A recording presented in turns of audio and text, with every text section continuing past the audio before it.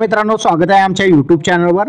तर मित्रांनो, आजच्या व्हिडिओमध्ये आपण श्रावण बाळ सेवा राज्य निवृत्ती वेतन योजनेतील अनुसूचित जमातीच्या लाभार्थ्यांसाठी एक महत्त्वपूर्ण अपडेट घेऊन आलेले आहे। त्यांच्या खात्यामध्ये आता 2 महिन्यांचे 3000 रुपये जमा होणार आहे। महाराष्ट्र शासनाचा सामाजिक न्याय विशेष विभाग यांच्या मार्फत जे आहे 10 डिसेंबर 2024 रोजीचा हा शासन निर्णय आहे।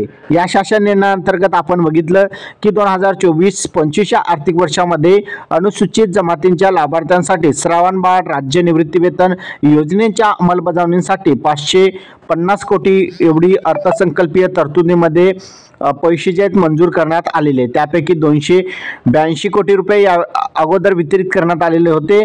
आता जे आहेत ऑक्टोबर आणि नोव्हेंबर या दोन्ही महिन्यांचे 78 कोटी 91,67,000 एवढा निधी वितरित करण्यात आलेले आहेत। आता बघितलं तर हे जे पैसे आहेत संजय गांधी निराधार अनुदान योजना आणि श्रावण बाळ राज्य निवृत्ती वेतन योजना या योजनेतील लाभार्थ्यांचे जे पैसे आहेत थेट डीबीटी द्वारे पोर्टलच्या माध्यमातून जे आहेत सर्व लाभार्थ्यांच्या खात्यामध्ये जमा केले जाणार आहेत। पण डीबीटी जे आहे डिसेंबर 2024 पासून सुरू करण्यात येणार आहे, कारण की जे तांत्रिक अडचणी आहे अद्यापपर्यंत सॉल्व्ह न झाल्यामुळे आता जे डिसेंबर पासून तुमच्या खात्यामध्ये जे आहेत डीबीटी अंतर्गत पैसे जमा होईल। आता हे ऑक्टोबर आणि नोव्हेंबर या 2 महिन्यांचे जे पैसे आहेत ते तुम्हाला कलेक्टर कडे हे पैसे राज्य सरकार पाठवेल। जिल्हाधिकाऱ्यानंतर तहसील कार्यालय आणि तहसील कार्यालय जे आहे तुमच्या बँकेमध्ये जे हे पैसे पाठवणार आहे। अशा प्रकारे ही प्रोसेस जी आहे आता शेवटच्या महिन्यापर्यंत चालेल, नोव्हेंबर पर्यंत। आणि डिसेंबर महिन्याचा जो हप्ता असेल तो डायरेक्ट बेनिफिट ट्रान्सफर म्हणजे डायरेक्ट थेट तुमच्या बँक खात्याला, ज्या बँक खात्याला आधार नंबर लिंक आहे अशा बँक खात्यामध्ये पैसे जमा होणार आहे। आपल्याजवळ यादी आहेत, यादीमध्ये बघितलं तर मुंबई शहर, मुंबई उपनगर, ठाणे, रायगड, रत्नागिरी, सिंधुदुर्ग या कोकण विभागातील 7 पैकी 6 जिल्ह्यामध्ये पैसे जमा करण्यात आलेले आहेत। मुंबई शहर हा जिल्हा वगळून इतर सर्वच्या सर्व जिल्ह्यामध्ये जे आहेत लाभार्थ्यांच्या खात्यामध्ये ऑक्टोबर आणि नोव्हेंबरचे पैसे जमा होणार आहे। त्यानंतर नाशिक विभाग, नाशिक, धुळे, जळगाव, अहमदनगर आणि नंदुरबार या जिल्ह्यांचा समावेश आहे। या जिल्ह्यामध्ये सुद्धा आता तुम्हाला ऑक्टोबर आणि नोव्हेंबरचे पैसे मिळणार आहे। त्यानंतर पुणे विभागातील पुणे, सोलापूर आणि सातारा या 3 जिल्ह्यामध्ये तुम्हाला पैसे मिळणार आहे। सांगली आणि कोल्हापूर या 2 जिल्ह्यातील लाभार्थ्यांना पैसे दिले जाणार नाही।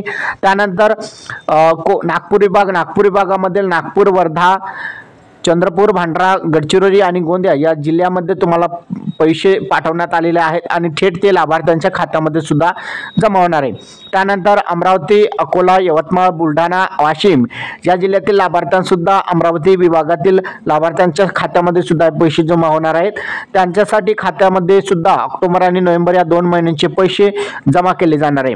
त्यानंतर छत्रपती संभाजीनगर विभागातील छत्रपती संभाजीनगर, बीड, नांदेड, परभणी, उस्मानाबाद, लातूर, जालना आणि हिंगोली या 8च्या 8 जिल्ह्यातील शेतकऱ्यांच्या लाभार्थ्यांच्या खात्यामध्ये सुद्धा हे पैसे जमा होणार आहे।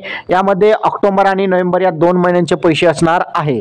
तर अशा प्रकारे बघितलं तर श्रावण बाळ योजनेतील लाभार्थ्यांना सुद्धा आता ऑक्टोबर आणि नोव्हेंबरचे पैसे आता थेट त्यांच्या बँक खात्यामध्ये जमा होणार आहे। याचबरोबर डिसेंबर नंतर मात्र तुम्हाला हे पैसे जे आहे डीबीटी अंतर्गत म्हणजेच डायरेक्ट बेनिफिट ट्रान्सफर अंतर्गत हे पैसे थेट तुमच्या बँक खात्यामध्ये जमा केले जाणार आहे। हा व्हिडिओ तुम्हाला कसा वाटला कमेंटमध्ये सांगा। चॅनलवर नवीन असाल चॅनलला सबस्क्राईब करा। धन्यवाद।